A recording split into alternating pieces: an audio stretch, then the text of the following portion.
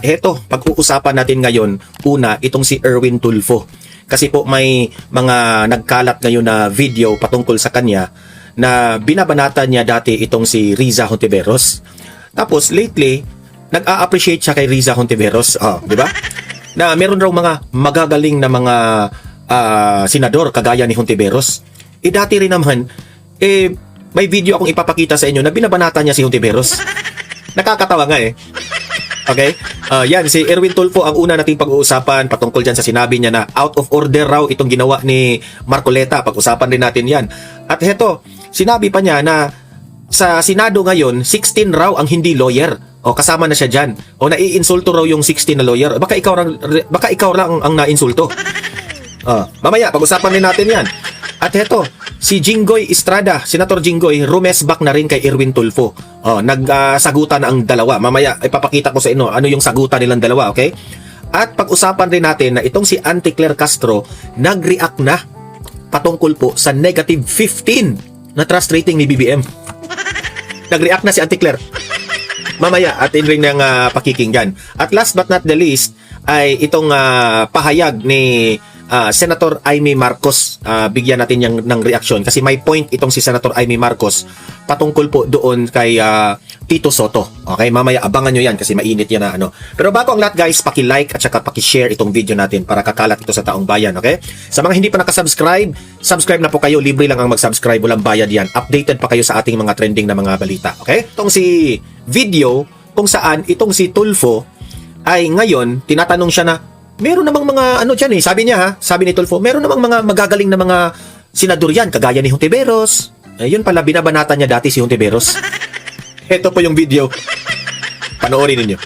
I can suggest Senadora Riza Hontiveros. Marami mga magagaling dyan. Ano muna Dati natin? akala ko pa mga senador matatalino. May mga bobo rin. Ulit kasi mahina yung volume kanina. Dito, ito, malakas. I can suggest Senadora Riza Hontiveros. Marami mga magagaling dyan. Dati akala ko pa mga Ito, 2018. Anong sinabi niya kay Hontiveros noong 2018? senador matatalino. May mga bobo rin pala mga utang ina. Diyos ko po, kahapon nandoon yung dalawang pinakabobo sa Senado, nandoon sa hearing. But anyway, tira ka ng tira, Senador Trillanes. Ngaw-ngaw ka ng ngaw-ngaw at ngak-ngak ka ng ngak-ngak, Senadora Hontiveros. Makinig kayong dalawa, Pag-uuntugin ko mga ulo niyo mga b***ubas kayo Chairwoman Riza Hontiveros, ayaw niya raw magsalita tayo ng BOSSING. Patunayan mo muna na may plunder, bossing, okay? The word BOSSING, I heard, is definitely not part of the language you use in these Pumalag si Hontiveros na tinawag siya ng bossing ni Erwin Tulfo. Dati ito 2018 ito, nag-away silang dalawa. hearings. Thank you, Mr. Chair. Sabihin mo lang bossing, ang dami pang BOSSING. Ipalo ko sa ulo mo yan. Radio commentator yan si Erwin Tulfo na binanata niya si Hontiveros. Okay. Kung ano-anong mga sinasabi niya tungkol kay Hontiveros na bobo, di raw matalino. I can suggest Senadora Riza Hontiveros. Pero ngayon, 2026, I can suggest Riza Hontiveros dahil magaling raw. Ano ba talaga? Marami mga magagaling dyan. I can suggest Maraming mga magagaling dyan. So ito yung comment ko dyan. Ikaw kasi, Erwin Tulfo, sa totoo lang ito yung reaction ko sa'yo. Magaling ka lang sa sir? Sa radio commentator. Ito, lesson ito ng mga taong bayan. Bakit binoto nyo itong si Erwin Tulfo? Wala namang utak talaga si Erwin Tulfo. Magaling lang siyang bumanat. Daldal ba? Madaldal lang siya. Pero, when it comes to sa batas natin, lagi siyang napapahiya kay Marcoleta. Kaya palag na palag siya. Wag kasing magsalita ng patapos. Sinabi mo ngayon na si Riza Hontiveros, recommendation mo na magaling siya na senador. Pero ano yung sinabi mo dati? So wala ka ng prinsipyo niyan. Ito yung type of mga senador na kitang-kita mo talaga na plastic. Yan ang pinaka-best na ma-describe ko kay Erwin Tulfo. Plastic na pagka-senador. Kasi, bakit ko nasabing plastic siya? Alam mo namang hindi ka aligned with the principles ni Hontiveros pero pinipilit mo talagang i-align kasi ngayon, minority kayo. Yan ang problema sa mga taong madaldal. At the end of the day, mabubuking ka sa mga pinagsasabi mo noon. Ito ngayon, kumakalat ito ngayon sa social media. Di napahiya siya. Napahiya siya dito Okay? Ito pa ang isang sinabi niya.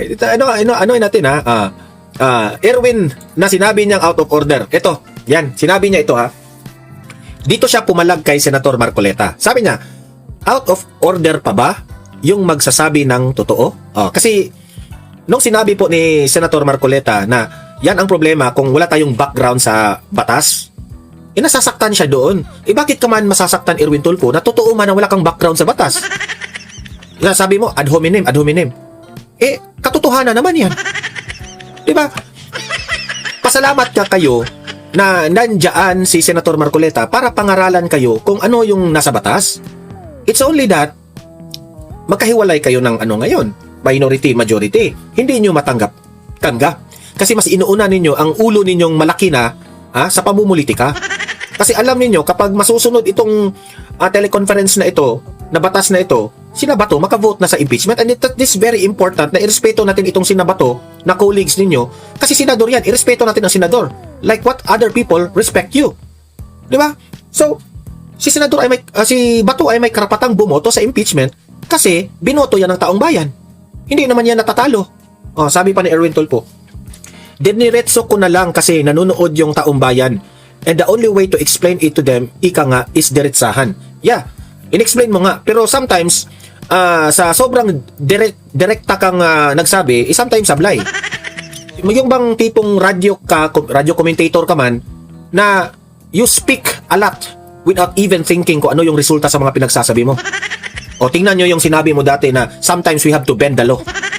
Malaking kahihiyan yung ginawa mo. Siguro later pag yung natulog na siya sa kanyang katre, mali pala yung ginawa ko. Sabi pa niya dito, simple, itagalog mo para mas maraming makaintindi ng mga kababayan natin. Akala ko ba, ano ka, US citizen? Hindi ka pala. Yan ang problema sa atin kasi ang dinidebate mo ay yung English at Tagalog. Hindi na natin nakukuha yung argumento ni Marcoleta. Whether it be Tagalog or English, kung nakakaintindi ka, pinapaliwanagan ka, doon ka sa argumento, yung point ng inyong debate. Ang hirap sa inyo, kapag matalo kayo sa debate, mag-walk out kayo na parang bata na iiyak. Yan ang problema eh. Ay nako. At sa totoo lang naman, it's not out of order. Nasabi niya, si Marcoleta raw out of order. Hindi. Naunawaan namin yung kay Senator Marcoleta. Pinaintindi kayo ni Marcoleta na meron siyang alam na hindi pa ninyo alam, na pinangaralan kayo na hindi ninyo matanggap-tanggap. Yun ang katotohanan. Heto pa. Itong si Erwin Tulfo muna ang ating pag-uusapan ngayon ito yung reasoning niya. Kasi nandadamay na siya ng ibang mga senador. Bakit ko ba nasabing nandadamay siya? Ito yung sinabi niya. Do you think sina Camille at Mark Villar hindi tinamaan? Kasi hindi man lawyer si Mark Villar at si Camille. Parang dinamay niya si Camille at si Mark. Kasi tahimik lang itong dalawa pero majority siya. Pinare-realize siguro niya itong si Camille at si Mark para bumaliktad papunta doon sa minority. Wow ha? Alam mo, si Camille at si Mark Villar, Erwin Tulfo, hindi yan mga lawyer. Pero at least sila, marunong silang tumanggap kung ano yung mga bagong impormasyon na ini-inform po tayo ng mga lawyers dyan sa Senado. Kasi itong si Camille at si Mark Villar, hindi po ito mga matataas yung pride nila. Kung meron kang bagay na hindi mo nalalaman, be educated by the people who know. Ikaw, pinangaralan ka ni Marcoleta? Ad hominem. Idamay mo pa ngayon si Camille at si Mark? Sina Bongo, Robin Padilla, hindi tinamaan? Kasi hindi raw lawyer si Robin, hindi raw lawyer si Bongo. Pero sila matalino, alam nilang umintindi. Ikaw, hindi ka pa lawyer, hindi ka pa marunong umintindi, wala na talaga, bobo ka talaga. Dinamay pa si Jinggoy, si Joel Villanueva. 16 of us are not lawyers. 16 kayong lahat na hindi lawyer, 'di ba? Pero yung 16, yung 15 noon, kasama na yung kapatid mo, yung 15 nakakaintindi kay Marcoleta, ikaw lang hindi. Ikaw lang ang nagreklamo ad hominem eh. Ikaw lang ang nagreklamo. So, wag mong idamay yung 15 senators kasi ikaw lang ang pumalag. Totoo naman si Risa Hontiveros, hindi naman yan lawyer. So meaning to say, na-real talk kayo ni Senator Marcoleta.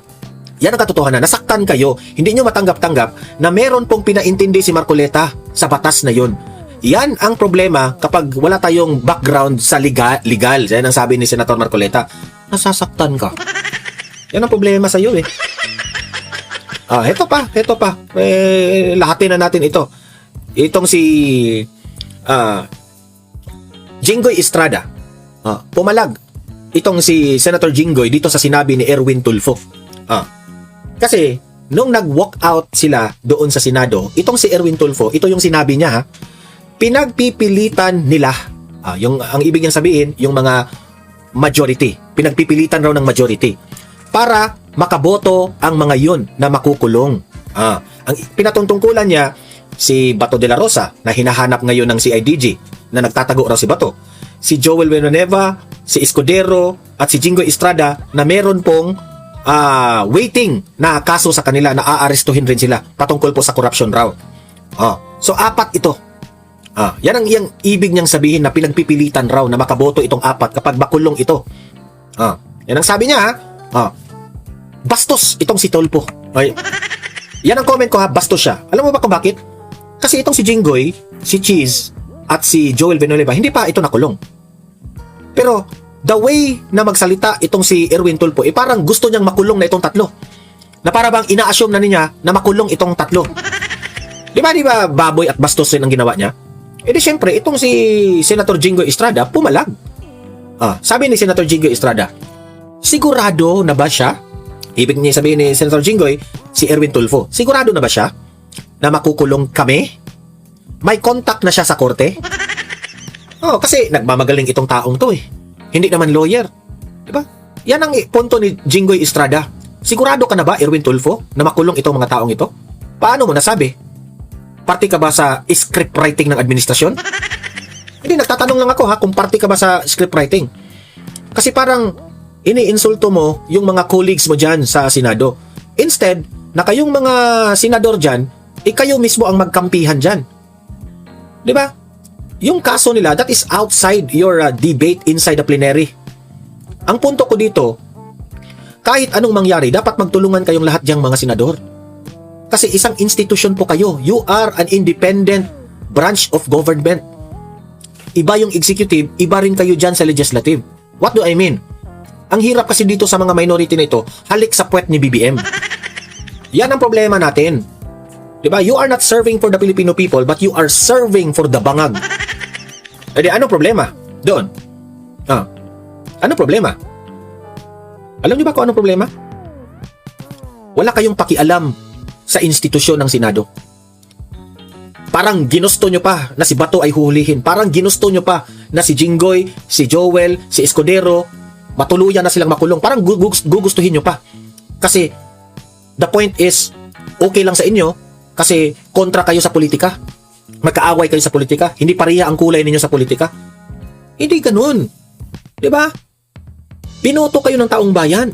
Itong mga taong ito, itong si Jinggoy, si Cheese, si Joel, na tinitira ngayon ng administrasyon, dapat nating respetuhin itong tatlo. Kasi meron ring mga taong bayan na bumoto dito sa tatlo. Pati ito si Senator Bato.